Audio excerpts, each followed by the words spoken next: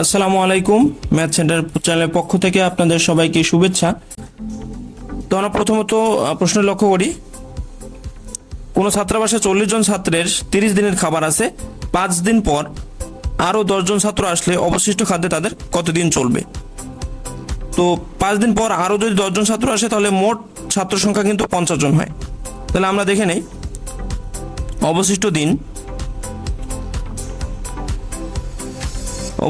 দিন 30 মাইনাস 5 সমান হচ্ছে 25 দিন, এবং মোট ছাত্র সংখ্যা কত? মোট ছাত্র সংখ্যা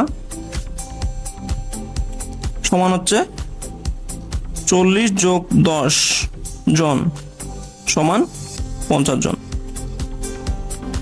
তাহলে আমাদের 5 দিন কিন্তু অতিক্রম হয়ে গেছে, অর্থাৎ 30 দিনের জায়গায় আমাদের হচ্ছে 25 দিন হবে। তাহলে প্রথমত আমরা কি করব, জন এবং দিন গুণ করে দেব এবং মোট ঐকিক নিয়মের মাধ্যমে আমরা এটা সমাধান করতে পারি। এবং মোট ছাত্র সংখ্যার জায়গায় হবে কত? 50। তাহলে প্রথমত আমরা 40 এবং 25 গুণ করে দেব।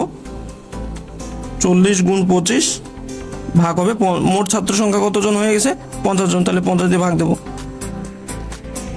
ভাগ দিলে 2 এবং 40কে 2 দিয়ে ভাগ দিলে 20, অর্থাৎ অ্যান্সার হবে 20 দিন।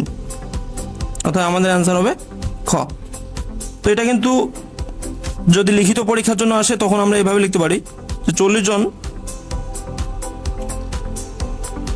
ছাত্রের খাবার আছে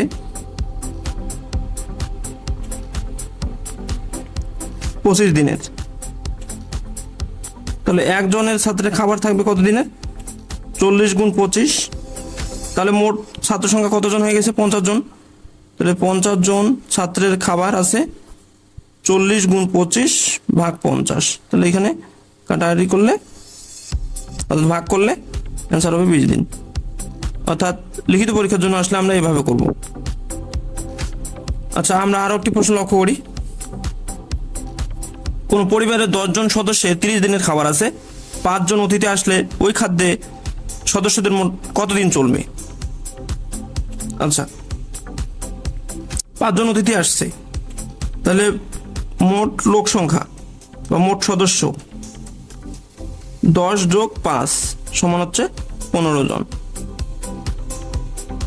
তাহলে আমরা কি করব, প্রথমত জন এবং দিন গুণ করে দেবো, অর্থাৎ 10 গুণ 30 ভাগ মোট সদস্য সংখ্যা 15 জন। এটাতে যদি ভাগ দেই তাহলে হবে 20 দিন, অর্থাৎ 20 দিন চলবে।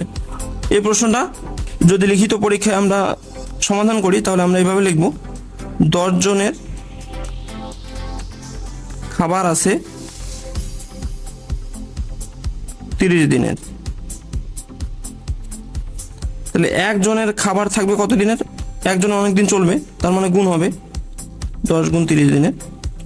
এবং মোট কতজন? আরো 5 জন এসেছে, আগে ছিল 10 জন, তাহলে মোট 15 জনের খাবার কতদিন চলবে? 10 গুণ 30 ভাগ 15 দিনের। তাহলে 15 দিয়ে 30কে ভাগ করলে 2, 2 দিয়ে 10কে গুণ করলে 20, অর্থাৎ 20 দিন। অর্থাৎ ওই খাদ্য ওই সদস্যদের 20 দিন চলবে। তাহলে আমাদের অ্যান্সার হবে গ।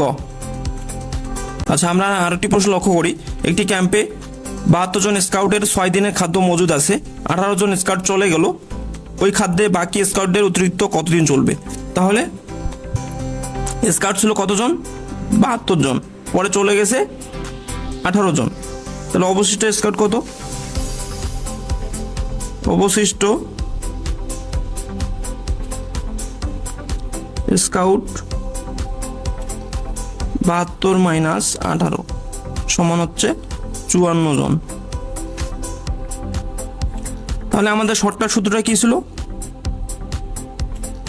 প্রথমত যে সংখ্যাটা থাকবে ওটার সাথে দিন গুণ করে দেবো, অর্থাৎ জনের সাথে দিন গুণ করে দেবো, অর্থাৎ গুণ 6, এবং চলে যাওয়ার পরে কতজন স্কাউট থাকলো? 54 জন। তাহলে আমরা 54 দ্বারা ভাগ দেবো, তাহলে 6 দিয়ে ভাগ করলে 9, 9 দিয়ে ভাগ করলে 8, যেহেতু তাদের 6 দিনের খাদ্য মজুদ আছে, 18 জন চলে গেলে অর্থাৎ 54 জন থাকলে সেই খাদ্য 8 দিন চলে, তাহলে অতিরিক্ত কতদিন চলতেছে? তাহলে অতিরিক্ত চলে